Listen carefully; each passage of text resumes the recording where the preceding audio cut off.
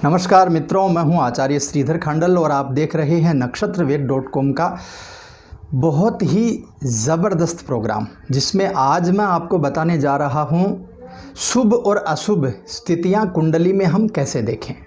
आप यदि खुद अपनी कुंडली लेकर के बैठते हैं और खुद थोड़ी सी भी जानकारी यदि ज्योतिष की आप रखते हैं, तो आप कैसे पता करें कि मेरी कुंडली में अच्छी स्थिति बन रही है या नहीं, या मेरी कुंडली में यदि गलत स्थिति बन रही है तो उसका क्या प्रभाव या क्या नुकसान मुझे मिलने वाला है।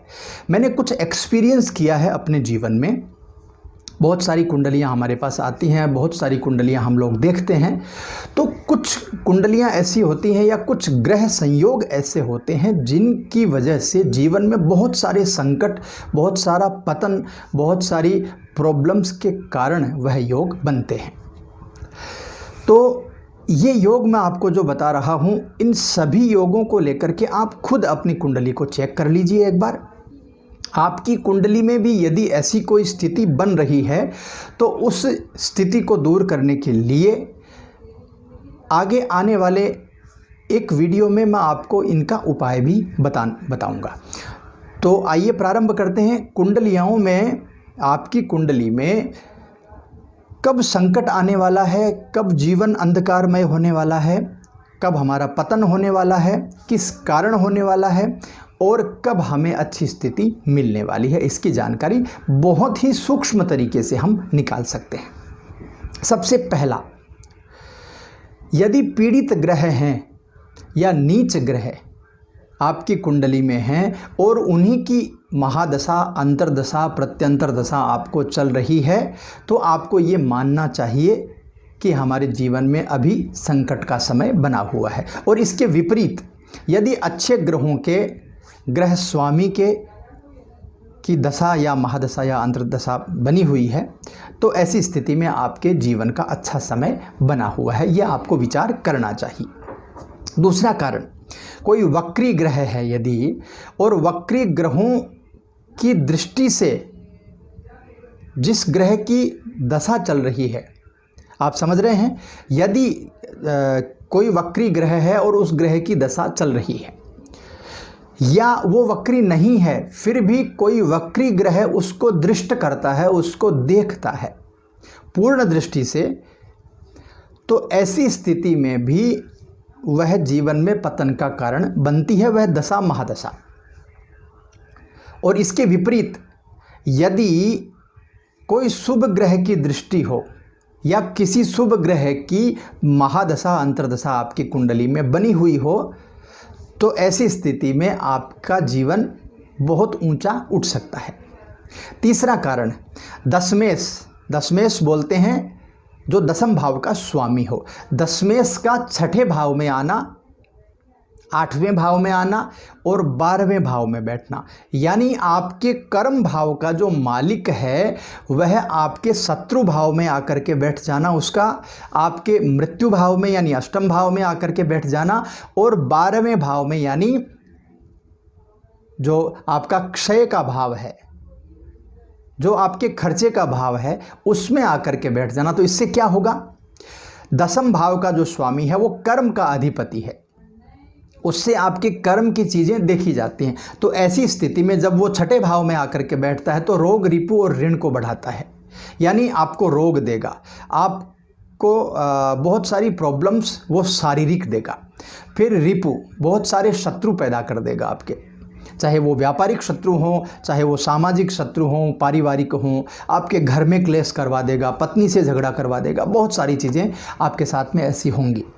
और ऋण बढ़ा देगा, जब आप बीमार होंगे और इधर चूँकि वो आपके कर्म भाव का स्वामी है तो आपका कार्य ठप्प हो जाएगा और इधर आपका ऋण बढ़ेगा, यानी आप रोगी होंगे तो हॉस्पिटल्स में आपका खर्चा बढ़ जाएगा। यदि आपके साथ किसी की रिपू आपके बढ़ गए, यानी आपकी लड़ाई हो गई किसी के साथ, तो कोर्ट कचहरी, पुलिस थाना, मुकदमा, ये सब चक्करों में आपका पैसा बर्बाद करवा देगा।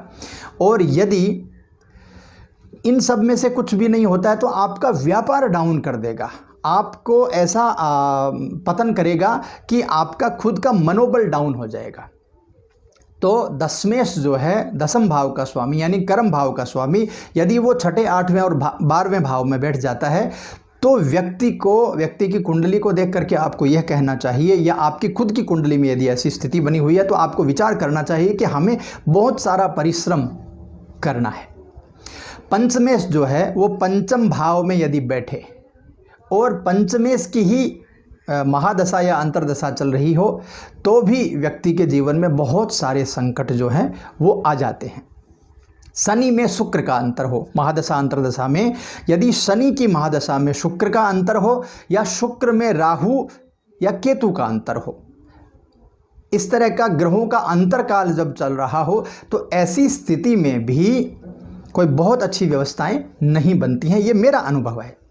इसके अलावा शनि यदि सप्तम में बैठ करके और यदि आपके लग्न में सूर्य है तो या किसी भी प्रकार से सप्तम दृष्टि से, पूर्ण दृष्टि से शनि यदि सूर्य को देखता हो, यदि ऐसी अवस्था में सूर्य की महादशा या अंतर्दशा आती है तो आपको सचेत हो जाना चाहिए। आपका पराक्रम बहुत कमज़ोर होने वाला है, आपकी आंखों के ऊपर असर होने वाला है, आपके दिमाग में कुछ और चलेगा, आपकी ज़ुबान पे कुछ और आएगा, आपके रिश्ते ख़राब हो जाएंगे, पिता के साथ में आपके संबंध बहुत ख़राब होने के चांसेस बनेंगे। यदि आप किसी प्रकार का कोई ज्वलनशील पदार्थ का यदि आप व्यापार करते हैं तो उसमें आग लगने का आदि का भय बना रह सकता है। तो ऐसी जब स्थिति बनती है कुंडली में तो भी सावधान हो जाना चाहिए।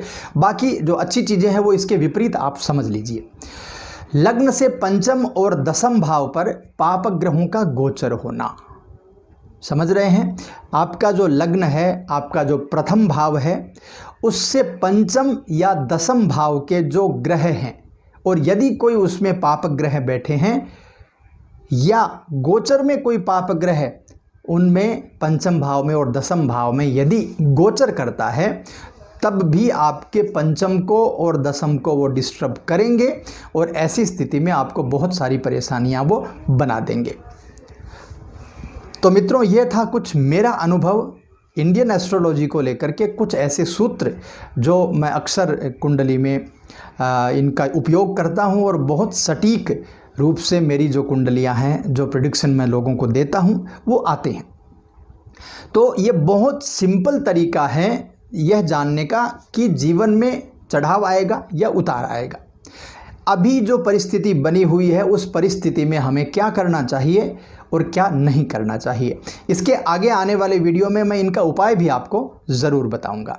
तो इस वीडियो में बस इतना ही। आप जुड़े रहिए नक्षत्रवेद.com के साथ, और किसी भी प्रकार का कोई भी यदि आपको अपनी कुंडली से संबंधित प्रेडिक्शन करवाना हो, 1 साल का आपको यदि प्रेडिक्शन लेना हो, या बहुत सारे हमारे अन्य सर्विसेज हैं उनमें यदि आपको एनरोल करना हो तो नक्षत्रवेद.com पर ज़रूर जा कर के एक बार अवलोकन कीजिए और ज़रूर देखिए। अभी नक्षत्रवेद.com को हम पूरे भारतवर्ष में भारतवर्ष के जो विद्वान हैं उनको इकट्ठा कर रहे हैं, और चूँकि इसी कार्य में मैं लगा था इसीलिए इतने दिन से मैं आपको वीडियोज़ भी नहीं दे पाया।